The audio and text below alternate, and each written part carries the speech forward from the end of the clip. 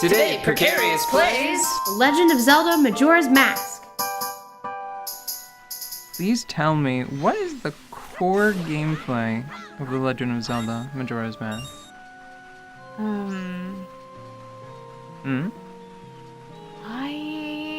There are no wrong answers. Okay, but I'm trying to... Except for the ones that are wrong. I'm just looking for the one that lies in my heart. I see.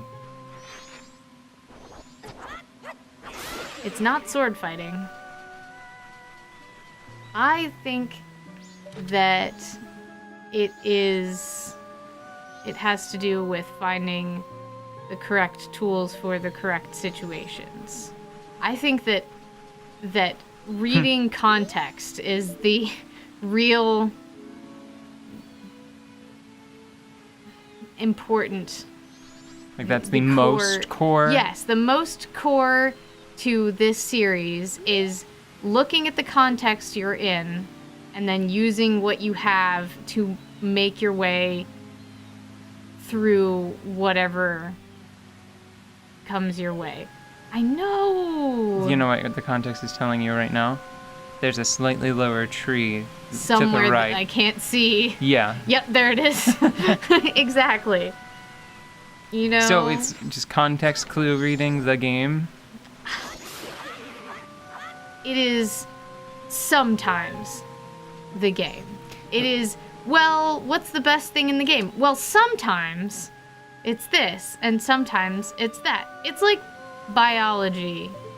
Like, nothing is ever always. It's not like, oh, you always use this to get around the fastest. You know? You don't always use the hook shot. Although you do always use the hook shot when it's in this situation. Like, it's sort of like exteriors should always be pliable because it allows them to resist impact and be insulated from the elements well, and regenerate fairly easily. And then it's like, well, I don't know, I know some insects that beg to differ. Yeah, they've got a compelling argument that there are other methods. Yeah, you know what it reminds me of? Mm-hmm. Well, it reminds me of a lot of things, but let's go to my favorite, cooking. It reminds me of cooking. When you're in a kitchen, it is possible to do everything with a chef's knife, but like you still have often a box grater, and it does save you time to do things with a mandolin and food processors and blenders. I mean, like, there are so many different ways to chop things. It also reminds me of the phrase, there's more than one way to skin a cat, which is a gross phrase that I'm sure is true, but I've never found myself in that situation, so of course I'm comparing it to foodstuffs. Like bread. What is bread? Well... The reason why I ask is because I have a feeling that you're not going to like what's ahead. Yeah.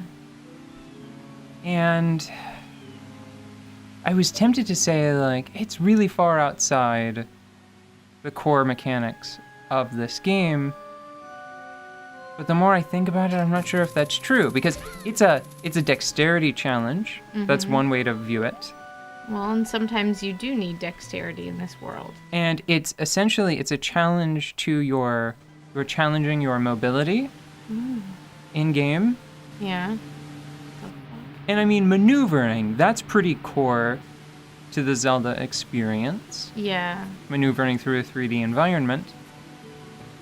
But more than that, I think that if you look at like the core gameplay loop of Zelda... Hi. It's a little friendly friend. If you look at the core gameplay loop of Zelda, especially this one, I think that there's an argument to be made that a header of just distraction fits into the gameplay loop quite nicely. Because it covers a lot of the weird stuff you do, right? Yeah. Whenever you're not, like, fighting or maneuvering through a dungeon, you Oh. could just say, like, distraction. Distraction is getting diverted from the main task at hand is critical to enjoying this game. Yeah. Even if that means talking to a weird beaver. This guy has taken some drugs. Look at his eyes. You know, I thought I remembered them being like goggles, but this is just a weird design. Yeah. This guy is weirder than Tingle. Why is this guy not the poster child for Zelda weirdness? Yeah. I think it's because it's too weird. It's too weird to, like, remember. Fuck yeah, I want an empty bottle. That's right. We were gonna get the single most precious item in the game. Okay, I'll give you one. But, well, you could swim for all the rings in the river in under 2 minutes. Fucking of course. Okay. Don't hit sure yet. This is what's gonna happen. There were some hurt feelings. There was some embitterment after the last racing scenario in the mountains with the Goron. Yeah. We're going to put the winner in the show and talk over that after the fact. How does that sound? Fucking sure. Okay. So you go and you do a race, and then we're only going to put in the best bit. No pressure. Sure. I was thinking a little harder about that question. I think that the main gameplay of this particular Zelda title Yes. is patience. I don't know if I can agree with that because one of the pillars of gameplay is manipulation of time. Yeah, but you have to have the patience to go back and do things again. I don't think so. I don't think you have to, is the thing. I think that you can overcome that by just playing well. So let's say you can do one dungeon per cycle. Yes. You would still have to repeat the same 3 days. If you just wanted to clear the game, would probably be like 7. Okay. But then you have all of this tedious stuff in between everything. And the more tedious stuff you do, the easier it is to survive and do well at the other stuff. Most of the time that I spend playing other Zelda titles, I have the most fun when I'm solving problems, not when I'm testing my dexterity.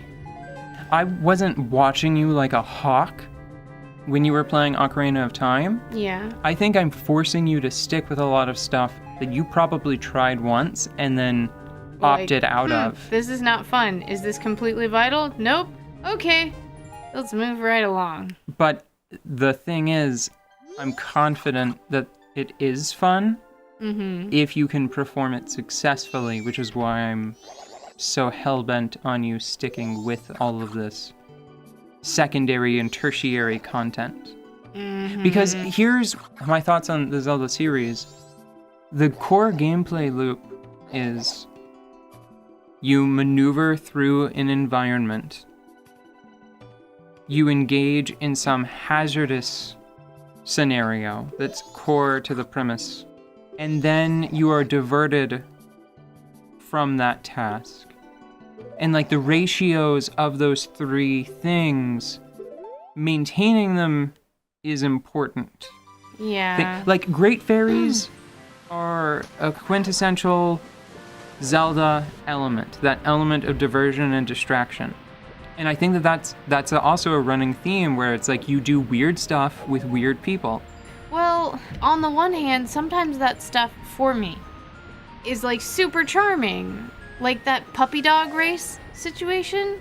Yes. That was awesome. But this freaking Star Fox ripoff with worse maneuvering, with no, what? No break button. No break button and no loops. Keep in mind that I'm not just concerned with The Legend of Zelda. I also want you to be able to engage more thoroughly with games in general. Let me give you a great example. I think that you would hate Zora Link if you hadn't been forced to go through those swimming sections in Ratchet & Clank.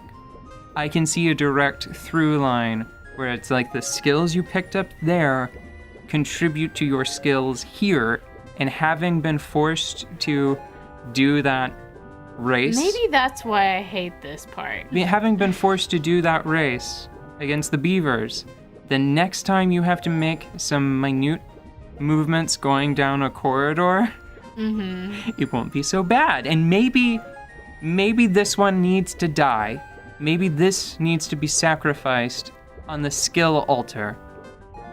So next time, you'll just have positive feelings for whatever challenges you in the future. You have to build the skills, and that's what this whole show's about, man. Working on your gamer muscles. I hate these fucking beavers. Fuck these beavers, man. That's the takeaway. Fuck beavers. Fuck beavers. Yeah. This is a mess, big brother. You could have just not offered it. I love that line. Just sadly handing over this bottle to this big dumb fin paw thing. It's like, this is a mess. Yeah, mess, big brother. We underestimated you. That's it. I have one of the only 4 glass bottles in existence, and now I can get the hell out of this place. About that. Is there another one in this game? There are a total of 6 in this game. What? Oh, there are. That's 2. There's space for 2 more over there. Yeah. Oh, please tell me that the tasks to get those other 2 bottles are less inane. Even if you're lying to me. I'm gonna go ahead and say yes, because I don't remember what you do to get them. You know, this just makes me feel... Whee! That was some good stress relief. Have you ever... What is... I'm missing a word. What? Dove? And then a high dive? Have you ever dove? But that have you ever dove, it's have you ever divin. But divin's not a fucking word. And you can't say dived. Yeah. I think it's have you dove before? Have you dove? Do you dove? I mean shit. Do you even dive, bro? Where am I headed? About that. We're gonna stop right here, and we'll talk about it tomorrow, because it's some complicated stuff. Okay. Shockingly, weirdly complicated.